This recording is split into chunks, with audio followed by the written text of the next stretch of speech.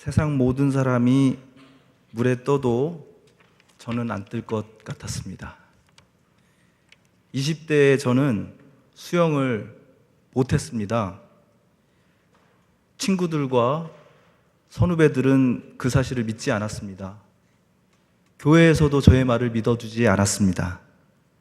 그래서 20대 중반의 나이에 저는 물에 빠져 죽을 뻔했습니다. 여름 수련회 가서 죽을 뻔했습니다. 제가 수영을 못한다고 했건만 직구준 청년들이 저를 깊은 시냇가에 던져 넣었습니다. 서보려고 했지만 발이 닿지 않았습니다. 중학교 때 선생님이 그럴 땐 허우적거리지 말고 물속으로 들어가서 얕은 데가 어딘지 보고 그쪽으로 잘 기어가라. 그 말이 딱 생각나더라고요. 그래서 간신히 그렇게 살아났습니다. 막 30을 넘겨서야 다시 한번 수영에 도전했습니다. 마침내 물에 뜰 수 있게 되었습니다. 얼마나 기뻤는지 모릅니다. 수영을 못하는 친구들이, 수영을 잘하는 친구들이 수영을 못하는 저에게 자주 해주던 말이 있습니다. 물이 너를 떠받쳐주는 것을 느끼게 될 거야 라는 말이었습니다. 혹시 이 중에도 수영 좀 하시는 분은 이 말이 무슨 말인지 알 거고요. 떠받쳐주긴 무슨 떠받쳐줘. 맨날 나는 가라앉던데. 이런 생각을 하시는 분들도 있을 것 같습니다. 물이 너를 떠받쳐주는 걸 느끼게 될 거야. 그걸 처음으로 느꼈던 때의 기쁨은 정말 말로 표현할 수 없는 그런 기쁨이었습니다. 그 기쁨을 느끼기 전까지 저는 꽤 오랫동안 깊은 물을 두려워했습니다. 왜 제가 수영을 못 배웠나? 제 동생들은 다 수영을 하는데 아버지께 물어봤더니 제가 2살 때 물에 빠져 죽을 뻔했다고 그러시더군요. 아버지의 고향이 충남 예산입니다. 명절 때마다 거기 갔었는데 그 친척집 바로 앞에 이름도 무시무시하죠. 용머리 저수지 이런 데가 있었습니다. 정말 그 저수지 바로 뒤에 용처럼 생긴 큰 바위가 있었거든요. 그래서 거기서 아이들이 다이빙도 하고 그러고 놀았습니다. 해마다 사람이 한 명씩 빠져 죽는다는 그런 얘기도 있었습니다. 그래서요, 지금도 성묘를 하기 위해서 그쪽에 가다가 그쪽 지역을 지나면 왠지 모르는 서늘함 같은 게 느껴지곤 합니다. 여러분은 어떠신지요? 물에 대한 두려움은 사실 인류의 기원만큼이나 오래된 것입니다. 여러분, 창세기 1장에 보면 혼돈, 카오스를 상징하는 물이 등장합니다. 그 위로 하나님의 영 혹은 하나님의 바람이 지나가는 것을 창세기 1장이 말하고 있습니다.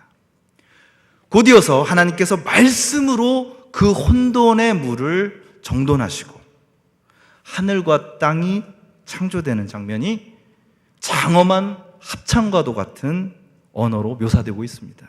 그것이 바로 창세기 1장입니다. 그런데 여러분, 큰 물, 차갑고 싸납고 어두워서 그 속을 알 수 없는 큰 물은요, 이렇게 하나님께서 온 세상을, 코스모스를 지으신 이후에도 빈번히 인간의 삶을 위협해 왔습니다. 노아의 홍수가 그러했고요. 또 이집트에서 탈출한 이스라엘, 히브리 민족의 길을 막아선 홍해가 그러했습니다. 그 후로도 수많은 생명을 앗아간 홍수가 있었고 쓰나미가 있었습니다. 그리고 2014년 4월 진도군 앞바다, 그 무서운 물속에서 295명의 생명이 끝내져 버렸습니다. 9명의 실종자는 2년이 돼도 시신조차 찾아내지 못하고 있습니다. 304명, 대충 지금 예배 드리고 있는 이 정도의 숫자입니다. 그때 이후로 검풀은 바닷물결을 보면서도 우리는 아름답다라는 생각과 동시에 너무나 슬프고 무서운 마음이 듭니다. 미안한 마음이 드는 사람도 적지 않을 것입니다. 큰 물, 차갑고 싸나우며 어두워서 그 속을 알 수 없는 물, 그 물은 지금도 우리의 삶을 위협하고 있습니다. 커다란 물, 그것은 모든 것을 휘감아서 어둠 속에 영원히 감추어버리는 죽음을 상징하기도 합니다. 그런데요, 그 무시무시한 물 속에 무엇인가를 집어넣는 것, 혹은 자기 자신을 깊이 담그는 것을 고대 그리스인들은 밥티조 이렇게 이야기했습니다. 나는 잠근다. 나는 깊은 물 속에 넣는다. 그런 뜻이죠. 바로 이 밥티조라는 말에서 세례를 뜻하는 영어 베프티즘이 나왔습니다. 세례라는 말, 씻는 예식이라는 뜻이죠. 물은 뭔가를 씻어서 깨끗하게 만들어주는 역할을 합니다. 뭔가를 씻어서 우리가 사용할 수 있도록 해줍니다. 추운 겨울 우리를 도와주었던 따뜻한 샤워물을 한번 생각해 보십시오. 그럴 수 없었다면 우리 얼마나 힘들었을까요? 지난 겨울. 또 우리가 마실 수 있는 깨끗한 물 얼마나 고맙습니까? 그러나 물은 그저 우리가 마실 수 있는 물, 우리를 따뜻하게 혹은 시원하게 씻겨주는 물, 그런 긍정적이고 고마운 것이기만 한 것은 아닙니다. 앞서 말했듯이 물은 인간의 상상을 초월하는 어둡고 무서운 영역이기도 합니다. 그 무시무시하고 깊은 어둠 속으로 자신을 던지는 것, 밥티조라는 말에는 바로 그런 묵직한 의미가 담겨져 있습니다. 그런데 오늘 본문에서 예수님께서는 야고보와 요한에게, 아니 어쩌면 지금 이 자리에 편안하게 앉아있는 여러분에게 이렇게 묻고 계십니다. 내가 받는 세례를 너희가 받을 수 있느냐?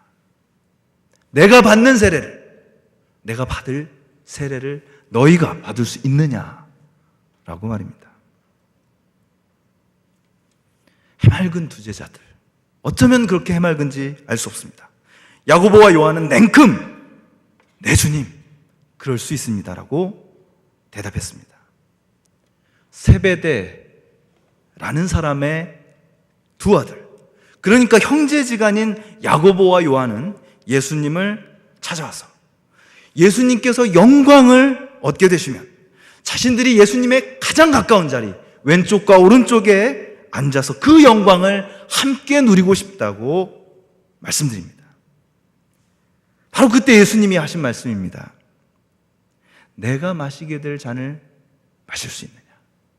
내가 받게 될 세례를 너희가 받을 수 있느냐? 라고 말입니다. 여기서 잔은 죄에 빠진 인간에게 내리시는 하나님의 진노의 잔을 뜻합니다. 그렇다면 세례는 무엇일까요? 여러분, 다시 한번 강조합니다. 밥티조라는 그리스 말은 상상을 초월하는 어둡고 무서운 영역, 그 무시무시하고 깊은 어둠의 물속으로 자신을 던지는 일입니다. 내가 받을 세례를 너희도 받겠느냐? 그렇다면 똑똑한 우리들의 대답은 무엇입니까? 아니요, 저는 괜찮습니다. 아유, 저요? 아유, 저 말고 다른 사람. 우리는 안전한 땅이 좋습니다. 밝고 뽀송뽀송한 무틀 좋아합니다. 따뜻한 햇빛과 또 환한 조명이 있어서 걸어 다닐 수 있는 것. 노력만 하면 무엇이든 알아낼 수도 있고 얻어낼 수도 있고 또 기계를 이용하면 뭐든지 계산해낼 수 있는 밝은 이 땅이 참 좋습니다. 내가 받을 세례를 너희도 받겠느냐? 아니요. 천만의 말씀입니다. 저는 주님의 세례를 받을 생각이 없습니다. 어쩌면 이것은 지금 우리의 마음속에서 훈련하는 솔직한 대답인지도 모릅니다. 여러분, 세상의 영광을 추구한다는 점에서 우리는 야고보 또 요한과 무척 닮아 있습니다. 똑같아요. 야고보와 요한처럼 우리도 만약에 예수님께서 얻으실 영광이 이 세상의 영광이라면 바로 그 옆에서 좌의정 우의정 넘버 3, 넘버 2 되어서 살고 싶어 합니다.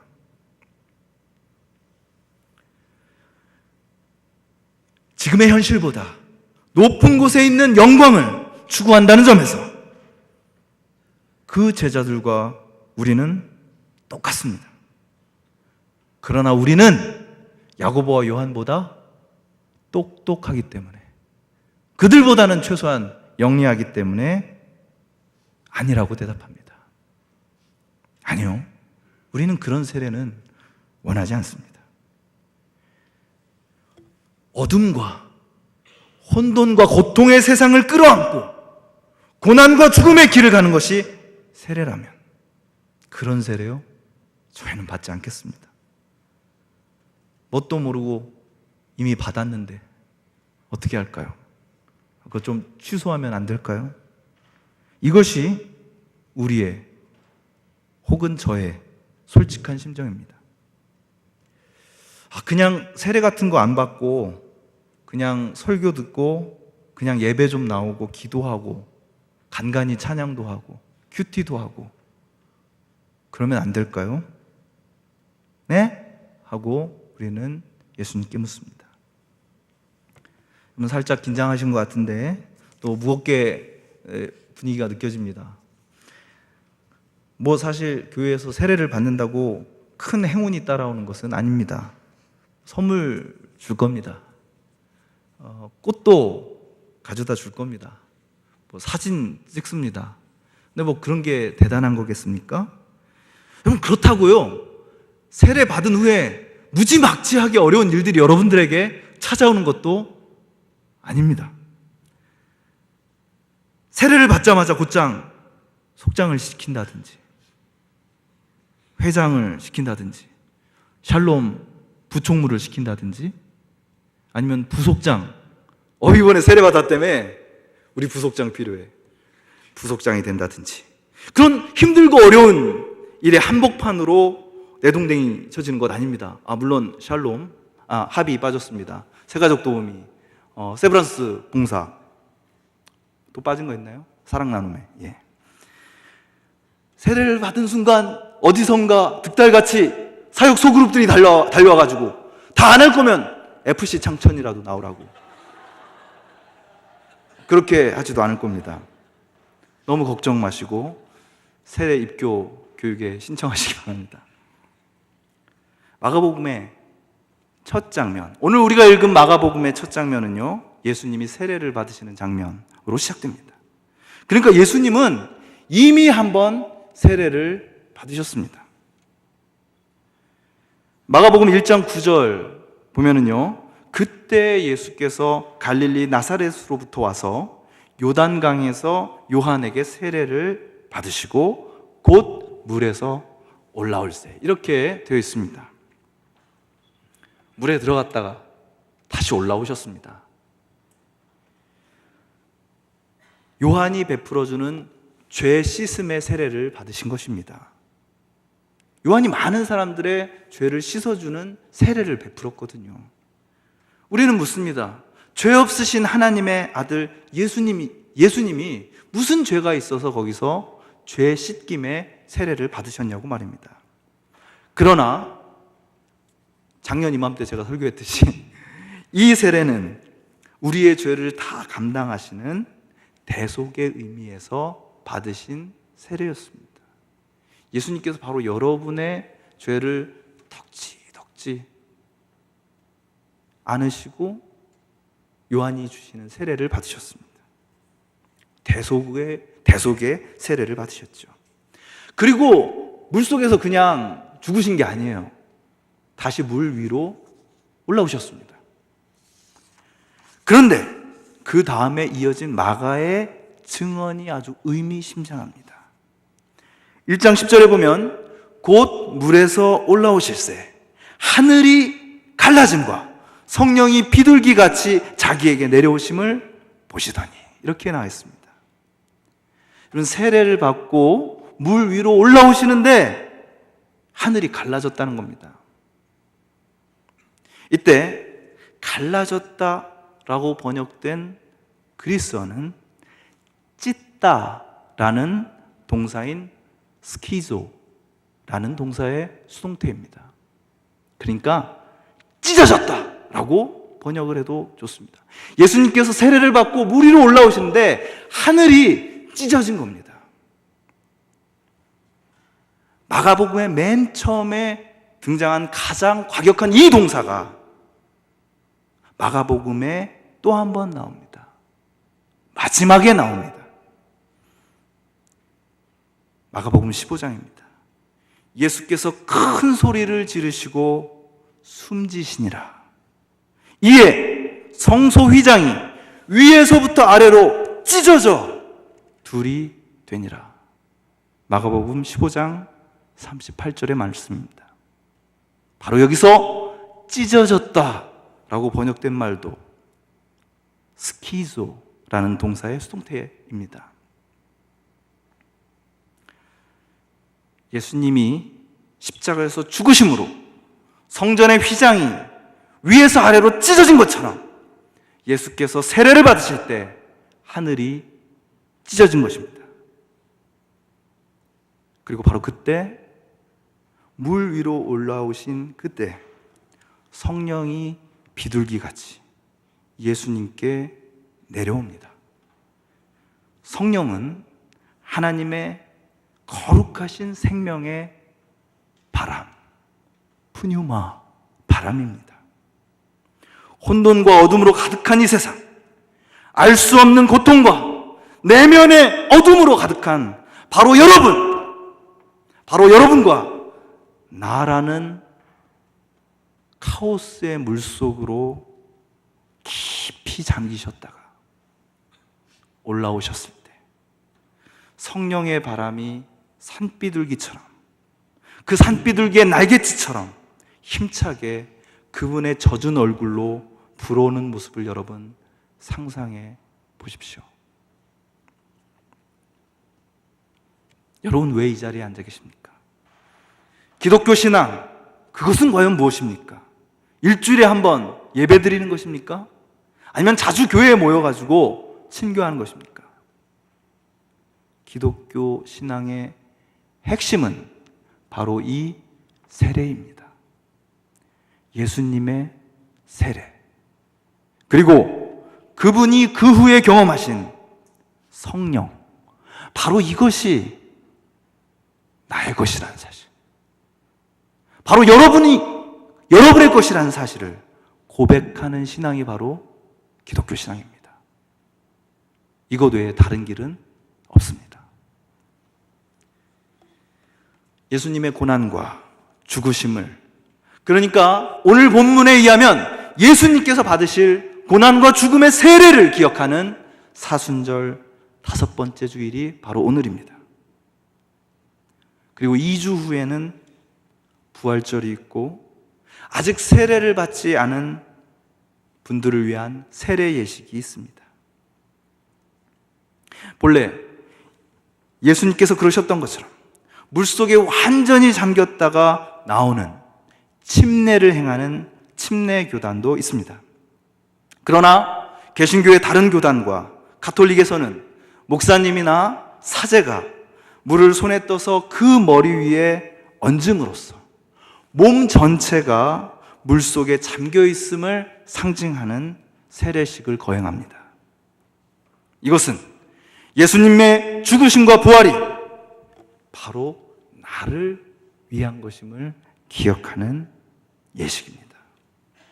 바로 그것을 통해서 나의 옛사람이 죽고 새로운 사람이 탄생함을 기념하는 예식. 기독교의 가장 핵심적인 예식 가운데 하나입니다. 밥티조, 맵티즘, 세례를 받으면서 우리는 물속에 들어감을 경험합니다. 우리의 머리 위에 적셔진 물은 도저히 우리의 힘으로는 헤어나올 수 없는 죄와 절망과 부끄러움의 혼돈을 의미합니다. 다른 사람에게는 결코 보일 수 없는 나의 깊은 상처와 고통을 의미합니다. 여러분, 그런데 바로 그곳으로 여러분의 가장 깊은 아픔과 가장 어두운 혼돈 속으로 예수님께서 잠기셨습니다. 아예 거기에 푹 죽은 듯이 잠기셨습니다. 너무 아파서, 부끄러워서, 죽을 때까지 내놓을 수 없는, 다른 사람이 이해도 할 수 없는 나의 고통과 어둠 속으로 들어오셔서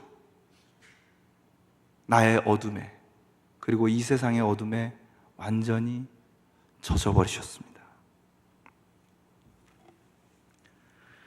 내가 받은 세례를 너희가 받을 수 있느냐? 아니요. 아닙니다. 그렇게 고개를 설레설레 흔들며 뒷걸음질 치는 우리를 끝끝내 손 붙잡으셔서 함께 그 어둠 속으로, 그 혼돈 속으로 들어가십니다. 하필이면 내가 가장 보고 싶지 않은 나의 절망 속으로 들어가십니다. 그래서 나의 가장 처참하고 적나라한 모습을 내가 직시하게 만드십니다. 죽을 것 같죠? 그러다가 진짜 죽습니다. 우리의 옛 자아가 죽는 것입니다. 그런데 바로 그때 예수님은 물 위로 올라가십니다. 물론 여러분 기억하십시오. 우리의 손을 붙잡고 올라가십니다. 헤엄 못 쳐서 허둥허둥 대면서 나 혼자 힘으로 해보려고 했지만 결국은 꼬르륵 배터리가 다 떨어져서, 아니면 내 힘이 다 돼가지고 나는 이제 끝났습니다, 죽고 싶습니다, 아니 죽었습니다 라고 말할 수밖에 없는 그 순간 우리의 손을 잡고 그분이 물 위로 올라오십니다. 그러려고 이 세상에 오신 것입니다. 그분이 세례를 받았다고 해서 세상은 달라지지 않았습니다. 여전히 잔인하고 들어온 것이었습니다. 그분과 함께 여러분이 세례를 받았다고 해서 지금 이 세상이 달라질 것 같습니까? 천만의 말씀입니다. 달라지지 않습니다. 그러나 우리가 그분과 함께 물 위로 올라왔을 때 하늘이 찢어집니다. 하나님과 우리를 갈라놓던 휘장이 찢어지고 바람이 불어옵니다. 성령의 바람, 따뜻한 봄바람과도 같은 바람이 불어옵니다. 바로 여러분을 위해서입니다. 예수 그리스도의 이름으로 나의 삶 전체가 혼돈과 죽음의 물속에 잠겨 있다가 다시 일어나 이제는 세례 받은 자로서 다시 서게 된 사람에게 반드시 이 바람이 불어옵니다.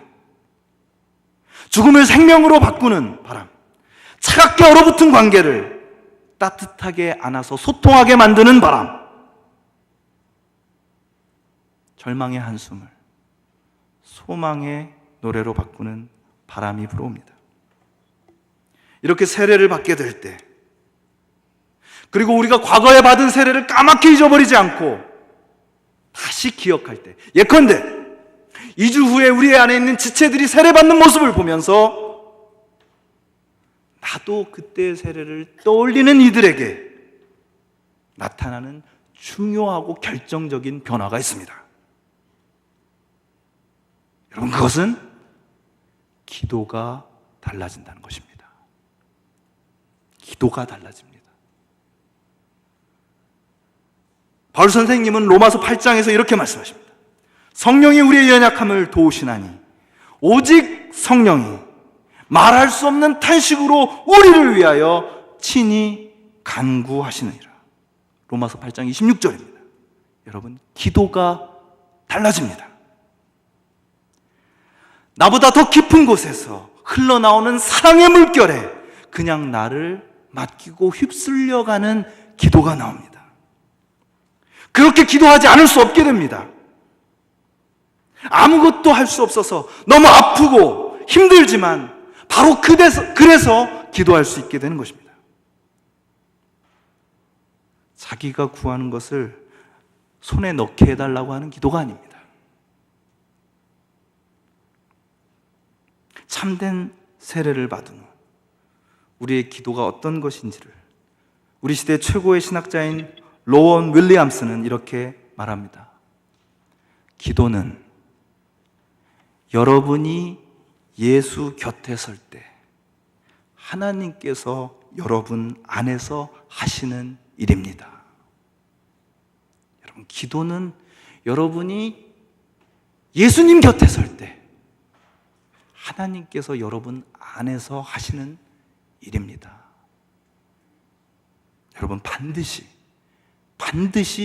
이 기도를 체험하시기 바랍니다.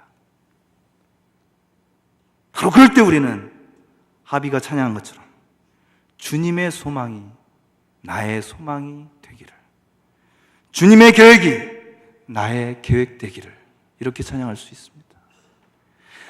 나의 소망, 나의 계획이 주님의 소망, 주님의 계획 되기가 아닙니다. 주님의 소망, 주님의 계획이, 그분의 비전이, 하나님의 비전이 나의 비전이 되는 것을 느낄 수 있게 됩니다. 왜? 우리가 예수 그리스도 곁에 있을 때 성령께서 우리를 통해서 기도하시기 때문입니다. 여러분, 여기서 다시 우리는 예수님과 제자들이 있는 곳으로 돌아가 봅니다. 예수님은 야고보와 요한에게 기꺼이 주님의 잔을 마시고 주님의 세례를 받겠다고 대답한 두 사람에게 아주 알쏭달쏭한 답을 해주십니다. 일단 너희가 그렇게 예스 했으니까 나의 잔과 나의 세례를 받을 거다. 죽을 고생한다는 얘기죠. 고난을 당하다 죽게 된다는 얘기고 실제로 그렇게 됩니다. 근데 그 순간에 야고보, 요한 이제 좋아했겠죠. 그런데 그렇다고 내 좌우편에 앉을 사람이 누구인지 그건 내가 정하는 게 아니다. 이렇게 얘기했을 때 야고보와 요한이 어떤 표정을 지었을지 상상해 보십시오. 꽤 재밌습니다. 그리고 나머지 10명의 제자가 어떤 경로로 그 사실을 알게 되었는지 두 사람이 그런 걸 알고서 화를 냈다고 합니다. 메시지 성경은 이 부분을 아주 실감나게 번역했습니다. 다른 10제자가 이 대화를 듣고 야고보와 요한에게 분통을 터뜨렸다. 뭐라고 했을까요? 야, 니네가 뭔데 예수님한테 그런 부탁해? 니네 드립 쩔더라. 왕재수. 야, 마태한테 물어보니까 니네 엄마도 왔다 갔다며. 아빠는 언제 왔다 가시냐? 이러면서 빈정될 수도 있겠죠. 하여튼 한심한 제자들입니다. 그런데 그런 모습이 우리랑 너무나 닮아있다라는 생각이 듭니다. 메시지 성경을 좀 더 읽어봅니다. 하나님을 모르는 통치자들이 얼마나 위세를 부리는지, 사람들이 작은 권력이라도 얻으면 거기에 얼마나 빨리 취하는지 너희들 보았지? 너희는 그래서는 안 된다. 여러분, 그 다음에 나오는 말들 우리에게 꽤 익숙한 말들입니다. 섬기는 자가 되어야 한다. 종이 되어야 한다. 왜 이 말씀하실까요? 그래야 나중에 니네가 다스리는 자, 으뜸이 되고 군림하는 자가 된다. 그러니까 지금은 잠깐 좀 섬겨라. 지금은 잠깐 좀 종이 되어라. 나중에 올 영광을 생각해서. 이런 말씀일까요? 아닙니다. 예수님의 말씀은 그런 성공 전략 혹은 선거 전략이 아닙니다. 예수님이 정말 보여주신 삶, 여러분 모두가 한 사람도 빠짐없이 살기를 바라는 삶의 핵심이 바로 섬김이라는 사실을 예수님 말씀하십니다. 여기서 섬김은 아무런 생각 없이 그저 시키는 대로 하는 복종을 의미하지 않습니다. 정말 싫지만, 내 체질에 안 맞지만 잠깐 눈 딱 감고 1년은 그냥 꼭 참고 하기 싫은 속장하는 거, 하기 싫은 일을 하는 거, 하기 싫은 뭔가를 하는 거, 그런 거 결코 아닙니다. 여러분, 그런 것이 섬김이라면, 그런 종이 되고 싶다면 여러분 제발 여러분과 다른 사람을 위해서 그런 섬김은 하지 마시기 바랍니다. 어떤 섬김입니까? 나도 저 사람과 크게 다르지 않구나. 나도 저 사람처럼 연약하고, 나도 지금 저 친구처럼 어둡고 걱정하다가 잠도 못 자고, 나도 저 사람처럼 이기적일 수 있고, 나도 저 사람처럼 죄인이구나. 나도 너처럼, 나도 우리 속의 아무개처럼 그렇게 보잘것없이 힘들게 아웅다웅하면서 힘들게 살 수 있구나. 바로 그렇기 때문에 저렇게 모난 말이 나올 수도 있고, 바로 그렇기 때문에 교회 나오는 일 귀찮아하고 짜증내 할 수도 있고, 바로 그렇기 때문에 가시돋친 말로 다른 사람들 아프게 할 수도 있구나. 나도 저 사람과 크게 다르지 않구나. 그와 내가 근본적으로 다르지 않음을, 내 안에 있는 혼돈과 어둠과 절망과 부끄러움이 바로 저 사람에게도 있음을, 그리고 바로 그런 저 사람을 위해서 예수 그리스도께서 그 사람의 깊은 어둠과 절망의 심연 속으로 들어가셨음을 고백하면서 그 사람 곁에 서는 것입니다. 그 사람 곁에 서는 것입니다. 그 사람의 절망의 심연까지 함께 내려갔다가, 또한 주님과 함께 누리는 성령의 하나 되게 하시는 생명의 바람을 함께 맛볼 수 있도록 끝끝내 곁에 있는 것입니다. 나보다 더 힘든 사람들, 나보다 더 잘난 사람들하고 나를 비교하면서 비참해하는 것이 아니라, 나보다 더 힘들고 어려운 상황에 있는 그 사람들 곁에 서는 섬김. 이런 섬김이 희미해졌을 때 우리가 주로 하는 얘기가 누가 더 높으냐 입니다. 누가 더 열심히 사역하냐. 왜 아무개는 열심히 하는데 이번은 안 그러냐. 왜 작년은 이렇게 했는데 이번엔 다르냐. 더 큰 비전, 더 큰 일, 더 큰 사람 운운하고 있지만, 겉으로는 섬김을 하고 있는 것 같지만 실제로는 다른 사람을 피곤하고 소외시키는 사역을 하고 있는 것입니다. 여러분, 세례는 그 물속으로 들어가서 물에서 나와 바람과 만남으로써 내 옆에 있는 사람들에게로 우리를 안내합니다. 그래서 세례도 하고 입교도 하는 것이죠. 입교는 교회의 일원이 되어서 들어온다라는 뜻입니다. 가르칠 교자이죠. 그러나 저는 이 교자를 다리 교자로 풀어보고 싶습니다. 그리고 바로 그것이 저는 입교의 정신이라고 생각합니다. 세례받은 이들은 공동체 안에서 서로 기도와 사랑을 주고받는 다리의 역할을 합니다. 세례받은 삶은 결코 혼자만 마음의 위안, 내가 이제 구원을 받았다는 위안을 받고 어떤 특권의식에 빠지기 위한 것이 아닙니다. 세례는 상대방을 위한 일, 공동체를 위한 일, 누군가를 위하여 나의 시간과 에너지와 나의 돈과 심지어는 목숨까지도 내어줄 수 있는 대속물이 되는 것임을 오늘 본문은 우리에게 가르쳐주고 있습니다. 그래서 우리는 서로 속한 존재가 됩니다. 서로 속회가 됩니다. 서로가 서로에게 속한 다리, 그리스도 안에서 만남이 꼽히는 다리가 됩니다. 서로 으뜸이 되고자 하고 서로 다스리려는 자들이 넘쳐나기 때문에 참된 관계가 끊어진 이 세상 속에서 다리가 되어서 연결해주는 역할을 하는 사람들, 아픔과 기도의 연대가 일어나도록 하는 사람들, 바로 여러분입니다. 그리고 2주 후 세례를 받게 될, 입교하게 될 여러분들입니다. 우리 주님 안에서 기도하시겠습니다.